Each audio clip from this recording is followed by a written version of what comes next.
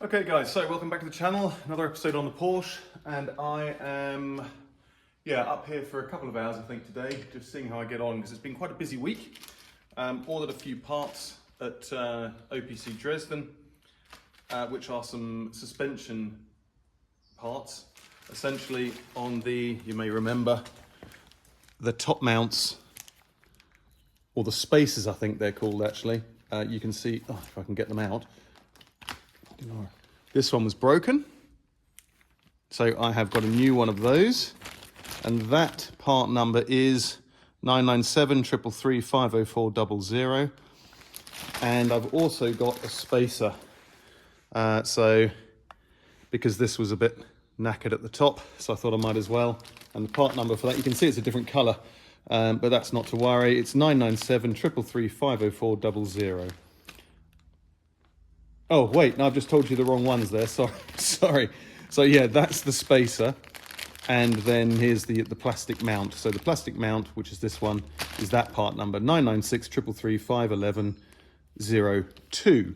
And there are two of these. There are a 3mm spacer and a 1mm spacer.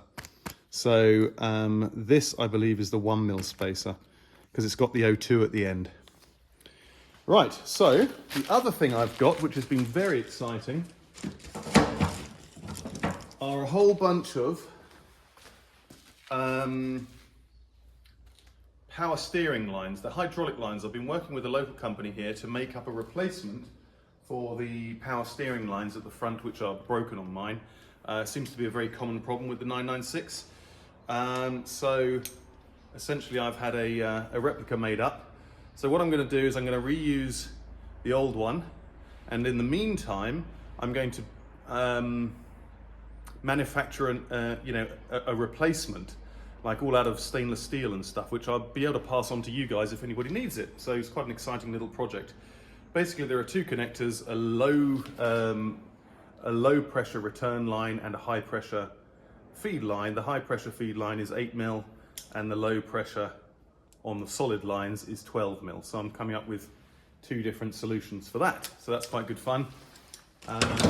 In essence, I've been back there 3 times now to that company, and what they've done is, with my drawings and help, they've crimped a new low pressure line on here, which is fixed. You can see it's crimped. And on the high pressure line, I've developed like a removable solution, so it can be repaired at a later date, which is what Porsche have done really. So that's essentially it. So what I'm going to start with. Sorry, I've actually got a little visitor with me today. Come here. This is Zoe. This is my brother-in-law's dog, aren't you? And you've come up to the workshop today because nobody was at home today, so we didn't want to leave her in the house on her own. So she's exploring new places up here, aren't you? So you go off along there. And I'm going to start with rebuilding, hang on, let me take you with me, the suspension top mount. So as you remember from last time, painted that, cleaned all the rust, gave those a clean up and a paint. And yeah, as I say, these are the repair parts. So let's get started. Okay, I just have to make sure the dog doesn't wander off. But what I'm going to do first of all is just unpack these things.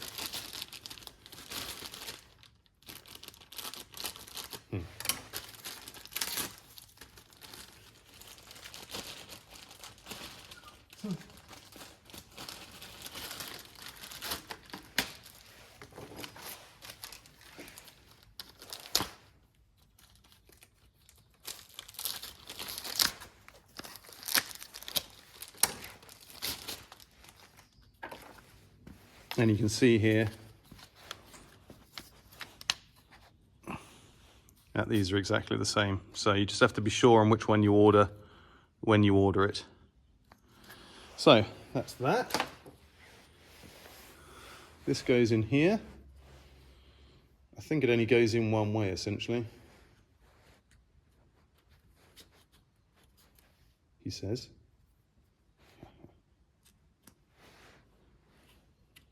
That's it.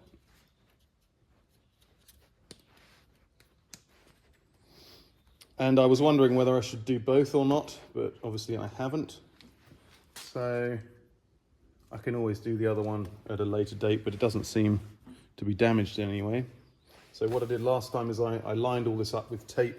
So I'm just going to faff about with that, get it lined back up, and start putting it back together.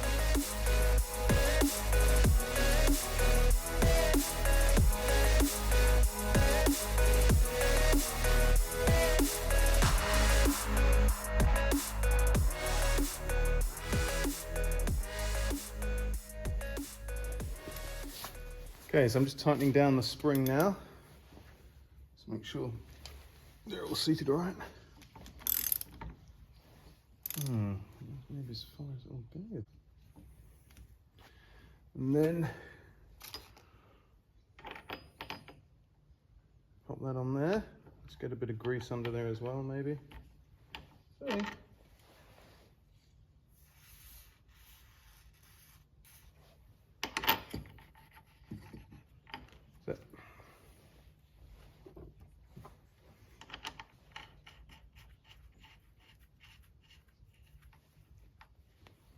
Okay, so I took a measurement from the top of the strut to the top of the nut here before I started to remove it, and it is 14.4 mil.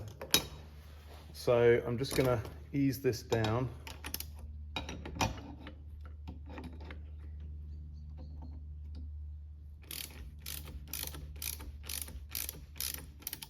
So look.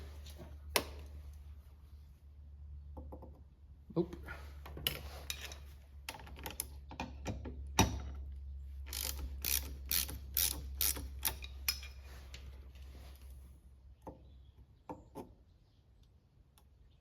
Oh, now that is very close. I think just maybe a half turn more, and then we'll be there. Oops. Let's check that out. Okay, that is perfect. So it is exactly 14.45 mil from the top of the strut to the top of the nut. Okay, so now what I'm going to do is release this clamp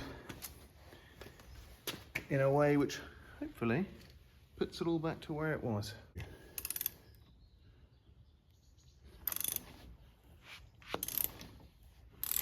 Make sure they go in the right direction. Is that going slightly off? That's all right. Is that still in there? Yes. Is that still in there? Oh, I think we're good there. Right, here goes.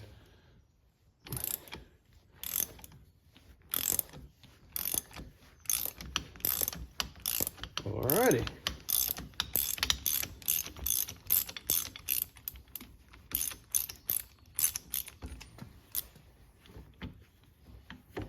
Okay.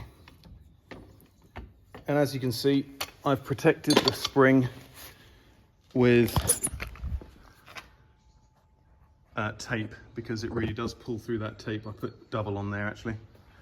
But now you can see that is lined up in there, butted up to the end, and there's the tape that I put on before, which marks it off.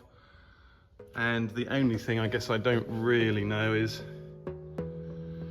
the lineup, but I think when you put it into the car you'll be able to turn it to the right position. So I'm worrying about nothing essentially. Right, so that is the shock rebuilt. I'm just going to tidy it up a bit.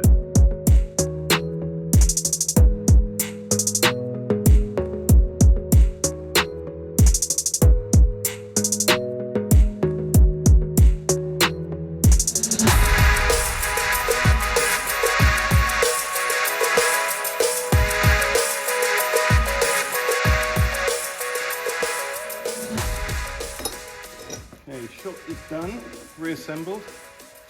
Don't know if you can see that, but it might need a bit of touch up around the edge there. It's actually not bare metal, that is overspray from the zinc that I did on here, so maybe I'll touch it up a bit. But yeah, that's one shock rebuilt.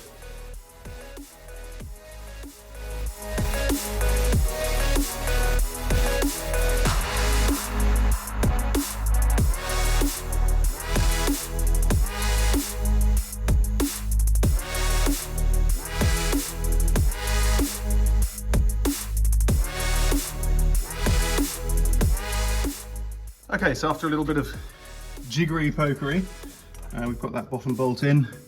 I also whipped inside and just put on those 3 nuts onto the studs there, and I'm just going to go in there now and tighten them up. Okay, so those nuts are torqued up, 46 Newton meters, and this bottom bolt is in but not tightened, and I think we're looking pretty good there. So that is that job done. The only thing I have to do is, 'cause I've just seen online that you do have to torque that center nut there.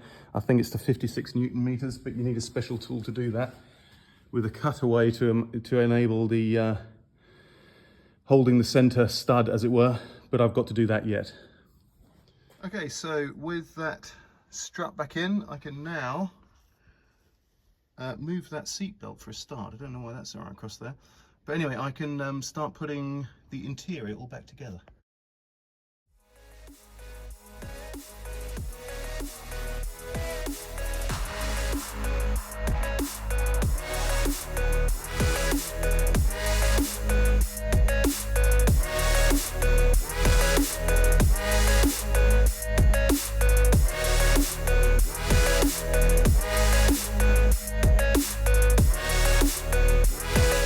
So I saw on the time lapse it got a bit foggy in here, condensation, but essentially I've put that piece of carpet in and that bracket in, and what you have to do, you have to put the piece of carpet in because it slides under the interior trim before you put the bracket in.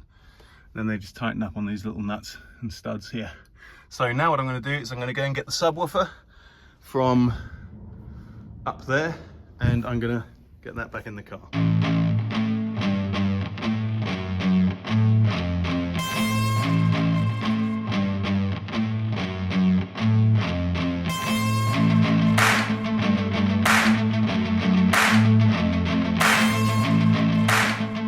Alrighty, so subwoofer back in. Just got to remember to put the power feed to it on the signal, and then you've got 2 hex bolts which secure it into that bracket I showed you earlier. And yeah, and of course you've got to put the piece of carpet. You've got to put the piece of carpet underneath. But that is the seats back in as well, so the interior in the rear is done. Okay, so the next job is to get this low pressure power steering line on. So I've taken up the car, and you can see the high pressure one is still on there. And what I was possibly hoping, because the subframe is in, you know, it might be easy enough to swap out the replacement without taking, you know, of this line here, without taking everything out, but it's no chance. The gap between the subframe and the chassis is way too thin. So what I'm going to have to do is I'm going to have to wait until that hydraulics company have manufactured the fitting that I've had made for, I'll show you what I mean rather than blabbing on, this part here.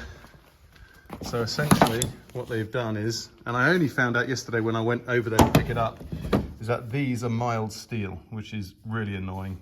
This, and these 2 fittings here. So, and also this, so they also made this in mild steel. So yeah, surprising that they even supply mild steel with hydraulic lines, because presumably they would be outside all the time. But anyway, so I've got to wait for that to be made. This is also mild steel. Anyway, so I'll put this one on at least, and I can fit this one up later on. Okay, so I didn't do any time lapse there, but I have now got those power steering lines in. So tightened the fitting up. Well, I haven't tightened the fitting. I've closed the fitting there, but I haven't tightened it up. Neither of them are that tight. They branch off round here. I've got those, I cleaned up those brackets. This one is missing its little plastic screw holder there, but that is the bracket I made. Also zinc plated the bolt there, tightened that up. Coming around this side, same thing here, I did that bracket there, which you can see here. This bolt, this plastic bolt at least, doesn't fit the stud on there, so I've got to remake that. So actually I might be able to take that one out and put it on that one over there. But you can see my newly made lines, they fit perfectly, and then they'll go into the steering rack there. So I'm going to leave it there because I've now got to go and pick my daughter up. So, yeah, it's amazing how time flies at the garage, but anybody doing a project like this knows exactly what I'm talking about.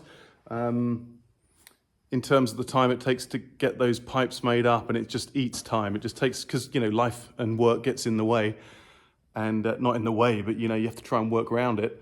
And working 5 days a week, traveling also, you know, over the weekends sometimes, it's tough to spend time with the family and also get projects like this done. So in reality, it just takes a long time. But anyway, we're pushing on, we're getting along, we're doing quite well, and I'm gonna have to leave it there for today. But yeah, got the shock absorber or the suspension strut all back in, and not bad progress for a couple of hours at the garage on a Saturday morning. See you next time.